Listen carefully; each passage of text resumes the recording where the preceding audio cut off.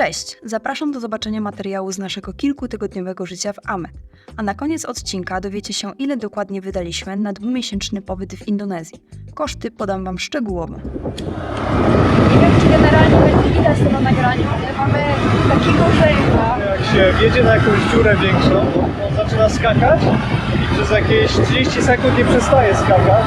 Więc tak leci się jak na jakimś koniu.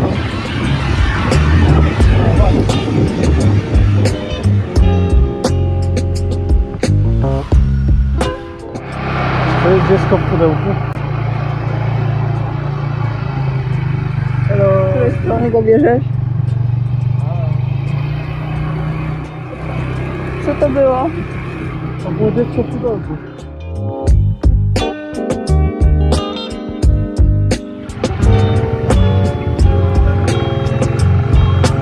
Koniec dziecka w pudełku. Dziecko w pudełku było. O, hello.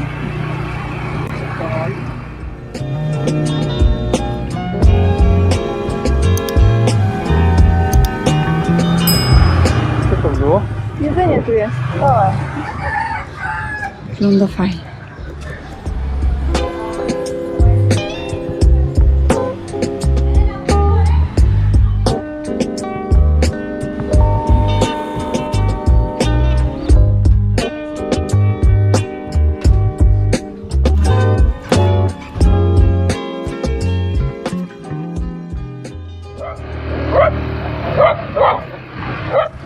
Widziałeś na stan naszego paliwa?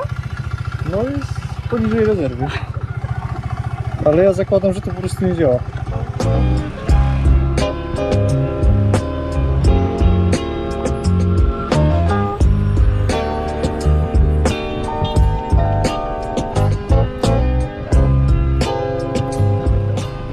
Nieźle, że udało nam się tutaj skuterem wjechać. Patrzmy, czy uda nam się tam na górę jeszcze wbić.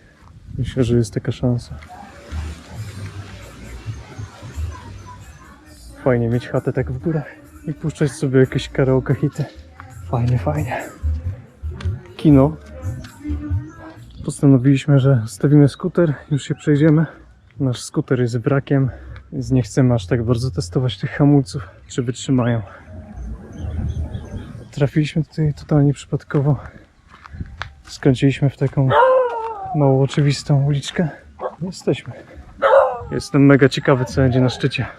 O ile coś będzie, bo to w sumie nie jest powiedziane, że droga prowadzi do czegoś. Fajne uczucie w ogóle, jak idziesz takim pasmem gór. Z jednej strony masz przepaść, no i z drugiej strony też masz przepaść. I też fajny widoczek. Miasto tam w oddali. Trochę się oddalamy od wioski i wchodzimy chyba trochę w dżunglę. Z tego, co pokazywały mapy na Google'ach, to droga powinna się kończyć za niedługo, ale raczej nie jest tutaj zbyt dokładna. Widać, że tutaj sobie bez problemu na skuterze popierdzielają. I ścieżka nie jest zła. Trochę gorzej. Jakby zaczęło padać, to zjeżdżanie po prostu było za ciężkie. Pewnie ta wioska, jak ona jest duża w ogóle. No, Myślałam, że ciągnie będzie się. parę domków, a tu jest... Wszędzie muzyka gra. Może w związku z tym świętem, nie?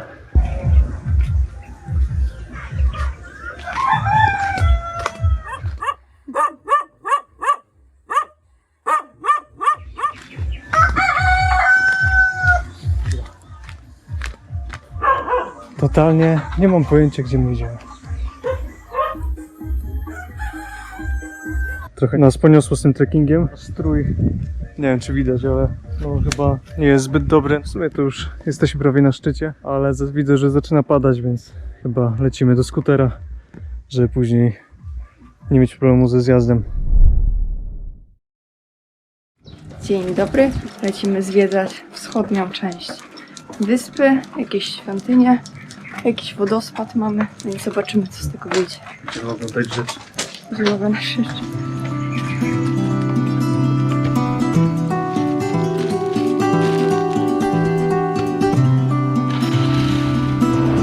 Jedziemy teraz przez naszą wioskę.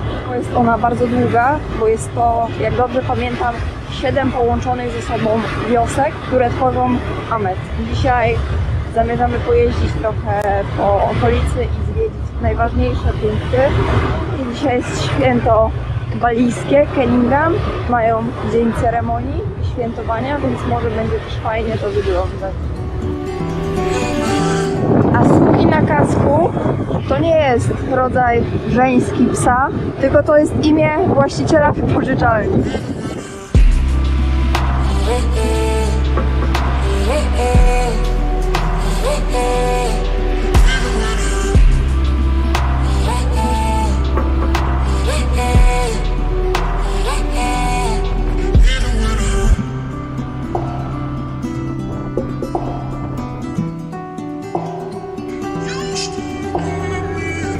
Razem mamy słabszą od silnika, więc chodzi to tak słabo, ale i tak daje radę. Trzeba przyjąć pozycję prędkości, napędzić się do przodu, żeby aerodynamika była lepsza. Przecież my dzięki tym transmisjom żyliśmy życiem zastępczym.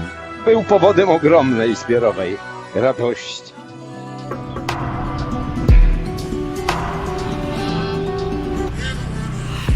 Wyjechaliśmy na miejsce, idziemy na punkt widokowy, chyba jeden z wyższych w okolicy.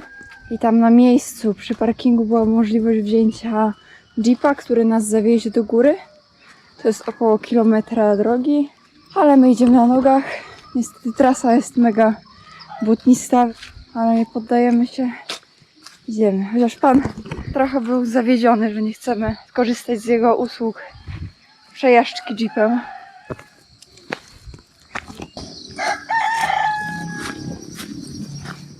A tam nam się wyłania piękny wulkan Agung.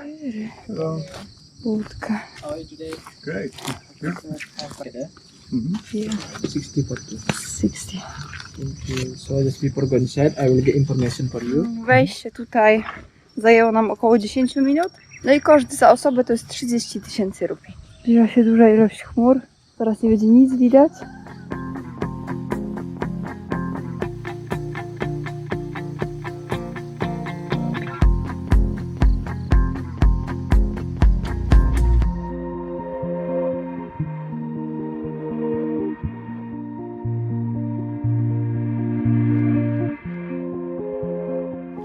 Moje buty są takie ciężkie.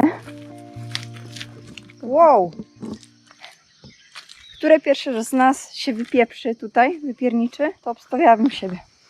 Też tak obstawiałem właściwie, To niemiłe z twojej strony. ale prawdziwe.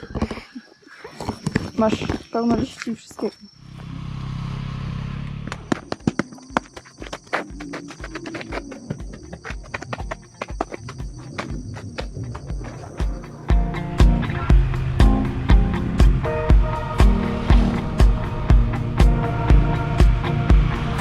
Ahoj, przygoda ponownie.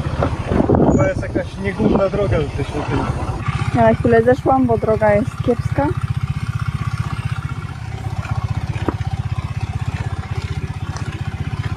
Normalny kurczak i 2 McChickeny.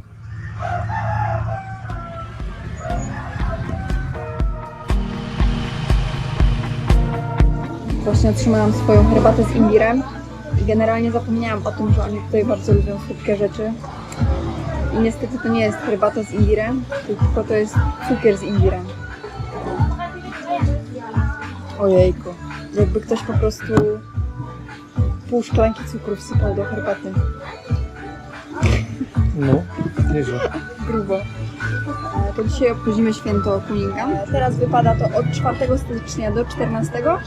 To jest najważniejsze święto, które obchodzą baliscy Hindusi. Oddają cześć Twórcy Świata i swoim przodkom. Dlatego mamy na ulicy bardzo dużo takich penjorów poustawianych.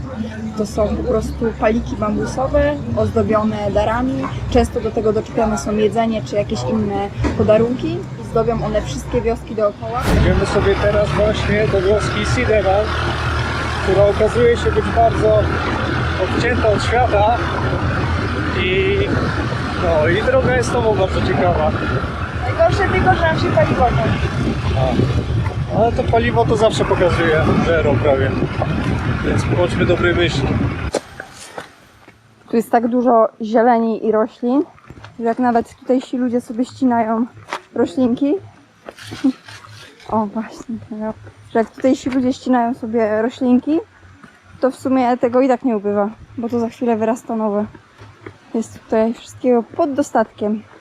Dlatego też fajnym rozwiązaniem jest to, jak oni podają nam potrawy, na przykład na liściu bananowca.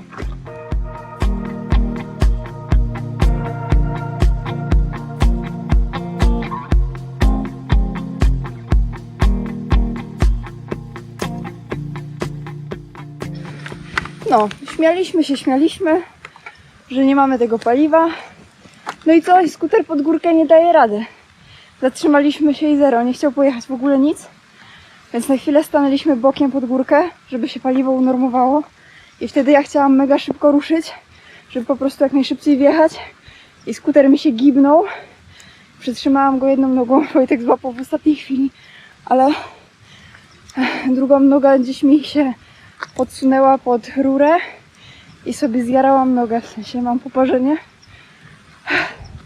I właśnie Wojtek w sumie podjechał pod górkę zostawić skuter i zszedł teraz po mnie, żeby mi dać płaszczyk, bo zaczęło padać. No i teraz już mamy z górki, więc damy radę. I co chciałam jeszcze powiedzieć o tym skuterze, że kurde, nie wiem jak to się dzieje, ale wczoraj zatankowaliśmy do pełna i zwykle na pełnym baku robiliśmy z 2-3 dni lekko, a robiliśmy naprawdę dużo kilometrów. No. A ten skuter tak żre te paliwo, że ja nie wiem. Ten miernik jest zepsuty, on nie pokazuje tak prawdziwie No. tej rezerwy, tylko dużo wcześniej. A akurat jak zajechaliśmy na środek dżungli, to kończy się paliwo mega. No ale teraz z górki, więc może dojedziemy gdzieś. Dopadliśmy stację, zatankowaliśmy i złapała nas ulewa. No musimy czekać, ale mamy paliwo, więc wrócimy do domu, co jest fajne. Paliwo do zapalniczki. Fajnie ma kolor. Pana można też kupić słynny balijski trunek. Nie wiem co to jest, bo pan nie potrafi mi wytłumaczyć, ale podejrzewam, że to bardziej smakuje jak wódka niż przynajmniej wygląda tak. I stosunkowo jest tanie. Zatankowani, lecimy.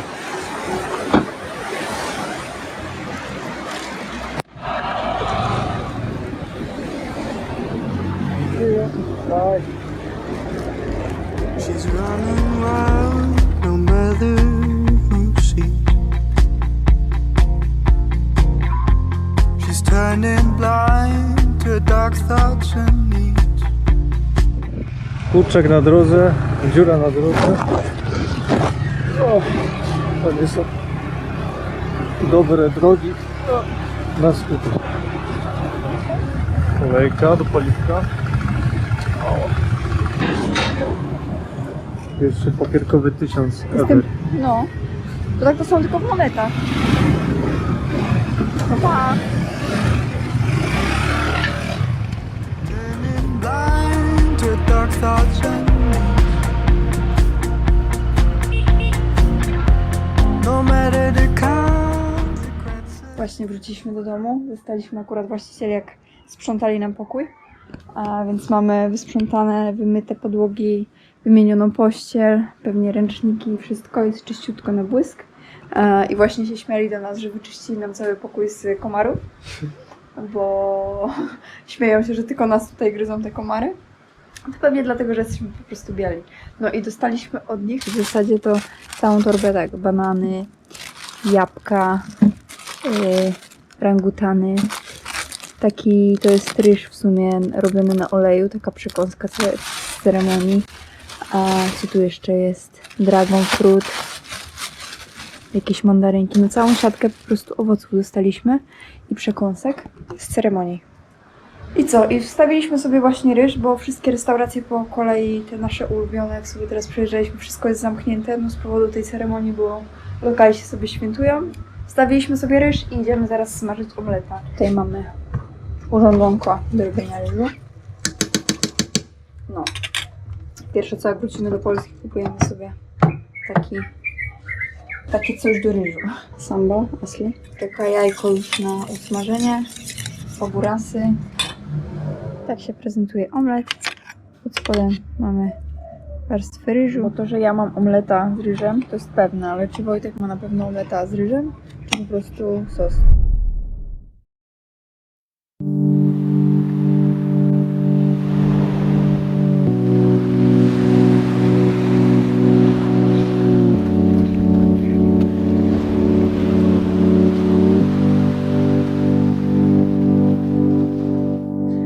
Dzień dobry, mamy sobotę i wybieramy się właśnie na nurkowanie. Jest to nasz ostatni weekend tutaj i planujemy trochę pozwiedzać podwodny świat. Mamy kilka wraków w okolicy i miejscówki, gdzie możemy spotkać żółwie albo rekiny czarnopłetwe i mam nadzieję, że uda nam się coś z tego zobaczyć. Ale ładne słoneczko. Tam właścicieli nie ma. A Wojtek chciałby wam pokazać sekret tego miejsca. Sekret właściciela. To nawet nie sekret, tylko nasz plan podróży dzisiaj. Pytaliśmy go po prostu, gdzie można tutaj ponurkować, a on nam tutaj pokazał. Tuż za tym. Tutaj jest taka mapa nurkowania w okolicy. My jesteśmy Bully Bungalows tutaj. Chcemy was zabrać, bo są przepiękne rozgwiazdy, takie bardzo, bardzo duże i bardzo niebieskie. A w Lipach można podobno spotkać żółwie i rekiny czarnopłetwe. I przed japońskim wrakiem jest jeszcze Selang Beach, gdzie jest większe występowanie żółwi i właśnie tu chyba w te dwie plaże jako pierwszy uderzymy i później może na ten japoński wrak. Let's go. Let's go. Ej, patrzcie jak fajnie wyrosła palemka. Tak.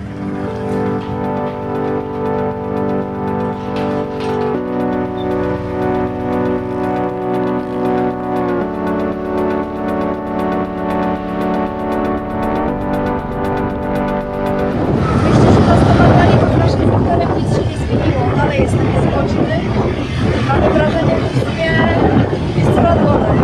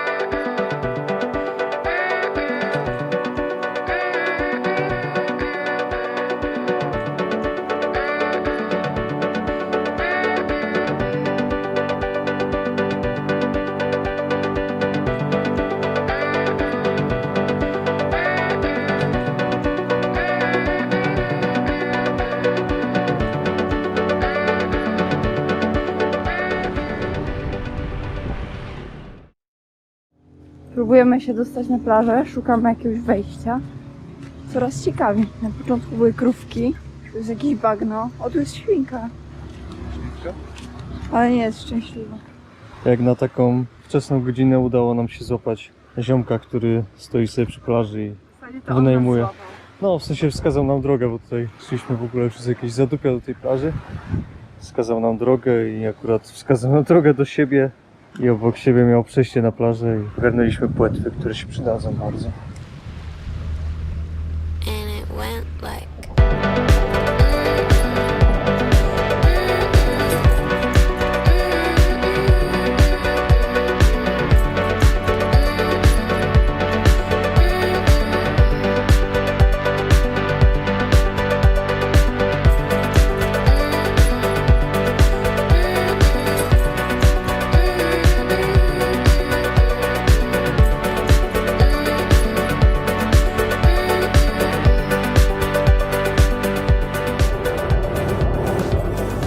Nasza restauracja będzie otwarta. Nie. Jest zamknięta.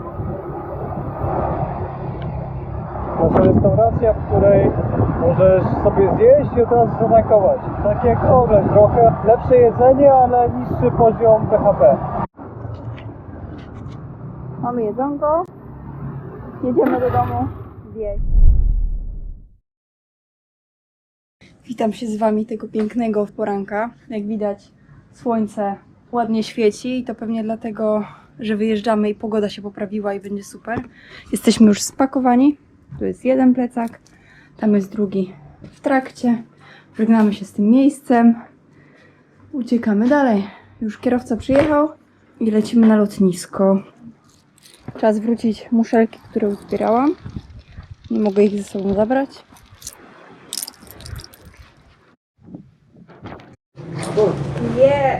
Now it's good. Now it's good. It was worse. Now it's good. Look at that photo. Ah. Great.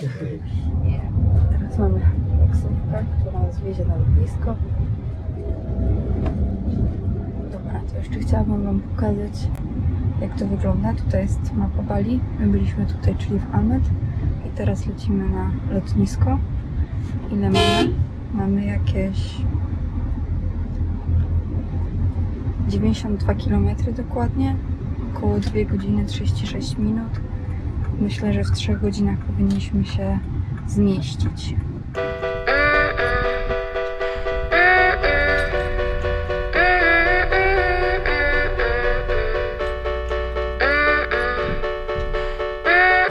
$500, yeah? Thank you. Thank you. Bye. Po kilku zawrotach nasz kierowca znalazł dobrą ścieżkę i dotarliśmy na lotnisko. I nie mówił totalnie po angielsku, więc całą drogę jechaliśmy w ciszy i dzięki Bogu za to. Błogosławiona cisza. Tak, bardzo tego potrzebowaliśmy. Wojtek właśnie wrócił, bo został oddelegowany po znalezienie jedzenia poza lotniskiem, żeby było po prostu taniej coś zjeść jeszcze, a mamy sporo pieniędzy, więc fajnie by było się ich pozbyć. Właśnie wrócił z nasi jumpu, będziemy sobie szamać. Dobra, jedzenie wygląda tak, w takim mrożku, bym powiedziała. Po rozwinięciu jest coś takiego. Widzę, że mamy ryż, omlet i jakieś wege placuszki, także zabieram się do jedzenia. Wysłać Wojtka po jedzenie trzeba się liczyć z tym, że będzie bardzo ostre. I pani mi dała tak od serca sambala i po prostu leje się ze mną. Bardzo długo trwa te nadanie bagażu. Kolejka nie jest duża, ale idzie to jak krew z nosa. I Wojtek miał coś nielegalnego, bo go wzięli na osobistą. No nie znaleźli niczego. Nic nie znaleźli.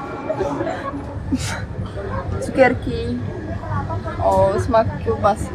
Żartuję, to jest tamarynowy, ale wygląda jak kiełbasa.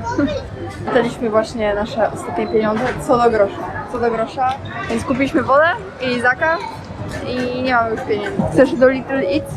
Do małych jedzeń? Zawsze. W ogóle naprzeciwko naszej chaty mieliśmy coś w stylu KFC. KFC. Internet, so please find Nigdy your tam nie call dotarliśmy. sir, please stop by. So good, finger looking fine, so fine, just satisfied. Dolecieliśmy, właśnie czekamy na bagaż.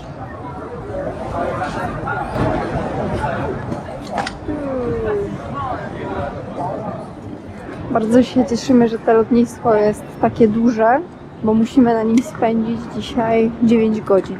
Więc będziemy szukać jakiegoś przytulnego miejsca i oddamy się w długi sen. Widzę 7-Eleven. Serio, 7-Eleven. Jezu, jak ja tęskniłam. Naprawdę. Masakra.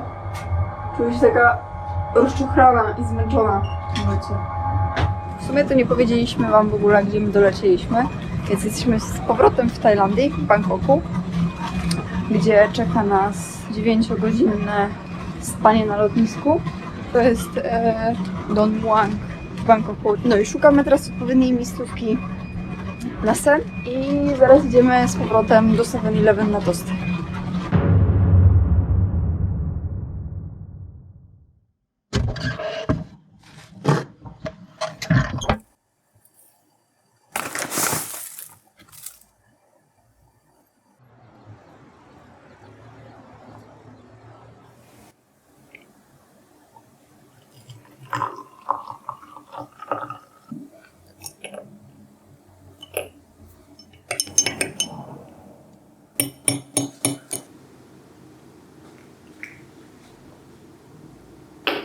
Cześć, witam się z Wami z Turcji. Z racji tego, że nie zrobiliśmy podsumowania kosztów z Indonezji, więc wrócę do tego teraz i pokrótce Wam opowiem, co ile nas kosztowało. To jeśli chodzi o bilety lotnicze, to lecieliśmy z Bangkoku na Bali i później z Bali z powrotem do Bangkoku i kosztowało to nas 2105 zł za 2 osoby i 2 bagaże rejestrowane. W Indonezji spędziliśmy końcówkę listopada, cały grudzień i cały styczeń. Byliśmy w szczycie pory deszczowej i zupełnie nam to nie przeszkadzało. Zdarzały się ulewy, zdarzały się powodzie, ale wróćmy do kosztów. To jeśli chodzi o grudzień, to za mieszkanie w grudniu płaciliśmy 1064 zł za pełny miesiąc i w zasadzie to nie było mieszkanie, tylko to był bardziej pokój z łazienką, wielkim tarasem i tam mieliśmy śniadania w cenie. Wizę, ogarnialiśmy sobie e-wizę przez internet przed przylotem do Indonezji. Kosztowała ona 305 zł i możecie sobie też taką wizę wyrobić bez problemu przylatując na lotnisku. Ubezpieczenie kosztowało 447 zł. To jest kategoria, na której nie szczędzimy i zawsze bierzemy w miarę dobre ubezpieczenie. Dobra, jeśli chodzi o wynajem skutera, to za równy miesiąc zapłaciliśmy 289 zł i w sumie byliśmy tak dogadani z właścicielami, że oni przyjechali nam go przywieźli, a później odebrali z miejsca, w którym mieszkaliśmy. Za paliwo nam wyszło 115 zł. Jest to trochę duża kwota, bo ceny paliwa na Bali i w ogóle w Indonezji są bardzo niskie, ale my robiliśmy naprawdę duże odległości, sporo kilometrów. Jeśli chodzi o parkingi, to było to tylko 13 zł. Karta SIM kosztowała nas 95 zł. Zakupy spożywcze 423, kosmetyczne 77. Jeśli chodzi o jedzenie na mieście, to było to 944 zł. Na mieście jadaliśmy codziennie, a nawet zdarzało się jadać kilka razy dziennie. Do kategorii inne zaliczamy zakupy takie jak ciuchy, pamiątki i tutaj mamy 172 zł. Za pranie na mieście 36, wycieczki i atrakcje to jest 666 zł. I warto też wspomnieć, że w Indonezji każda atrakcja, każda miejscówka jest płatna, każdy wodospad, każda świątynia, za wszystko płacimy. Są to bardzo małe kwoty, no ale jednak za wszystko trzeba płacić. Nam ta kwota się uzbierała trochę też z tego, że my byliśmy o wschodzie słońca na Mount Batur i żeby tam być, to trzeba wziąć sobie przewodnika, więc to było ciut droższe. Noclegi dodatkowe. I tutaj do tego miesiąca grudzień zaliczamy też nasz ponadtygodniowy pobyt na wyspie Lombok. To był okres świąteczny i noworoczny. Jak chcecie zobaczyć nasze przygody z tamtego czasu, to odsyłam Was do poprzedniego vloga z Lomboku i wysp Gili. No i tutaj za te noclegi dodatkowe zapłaciliśmy 572 zł. Jeśli chodzi o transport, to do transportu zaliczamy taksówkę z lotniska do Ubud, później taksówkę z Ubud do Amed, bo w następnym miesiącu przenosimy się do Amed. Tutaj też zaliczamy prom z Amed na Lombok, wypożyczenie skutera na tydzień czasu na wyspie Lombok, bo zrobiliśmy sobie całą objazdówkę przez ten tydzień pobytu tam. Łódka na Gili, wypożyczenie rowerów tam i później powrót właśnie z powrotem do Amed. No i tutaj mamy jeszcze prowizję, to jest prawie 92 zł. To są wypłaty z bankomatów, robienie przelewów na przykład za mieszkanie. To są jakieś tam drobne prowizje, nie są to duże kwoty, więc jeśli chodzi o podsumowanie tego całego grudnia, to wychodzi nam 6030 zł. To jest na 2 osoby pełny miesiąc. Jeśli chodzi o styczeń, to w styczniu, tak jak mówiłam, przenieśliśmy się już na Amed, do wioski rybackiej.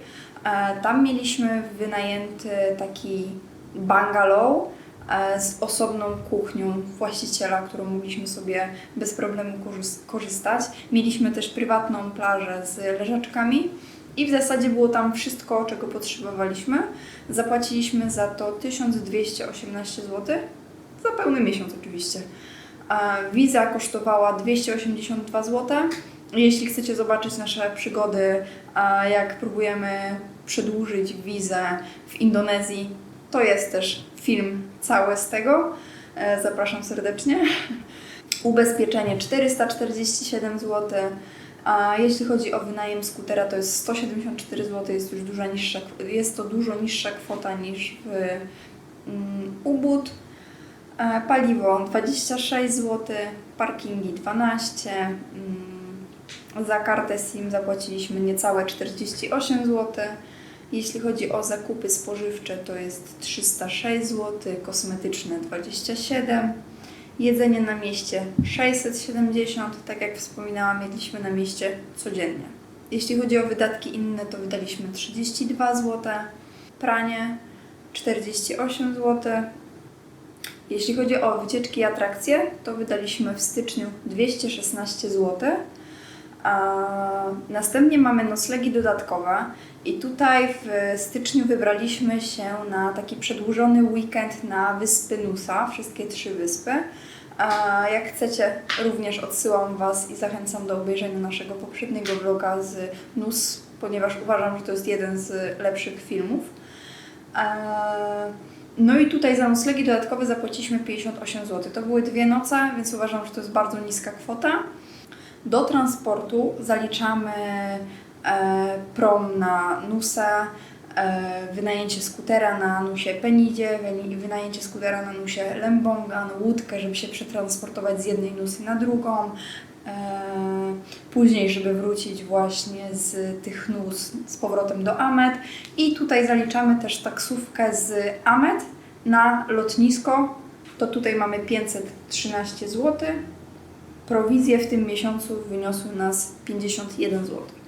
To jeśli chodzi o całość kosztów, to w styczniu po podliczeniu wszystkiego wydaliśmy 4128 zł. Uważam, że to jest bardzo niska kwota. I warto też wspomnieć, że to nie są pełne 2 miesiące zwiedzania, że my tylko zwiedzaliśmy i nic więcej, bo my pracujemy na pełen etat, więc to jest zwiedzanie pomiędzy pracą, pomiędzy wolnymi godzinami pracy. Podsumowując, wyszło 12 000 z lotami na 2 osoby na pełne 2 miesiące w Indonezji, czyli to jest jakieś 3000 zł miesięcznie na osobę.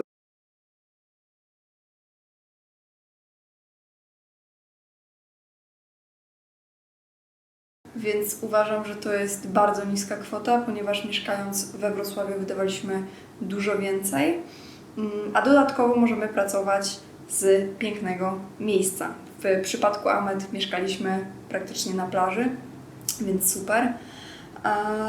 No i to tyle. Jestem ciekawa, jakie jest Wasze zdanie na ten temat, czy to jest dużo, czy to jest mało. Lecimy w inny kierunek, również do Azji. A gdzie lecimy, dowiecie się w następnym odcinku.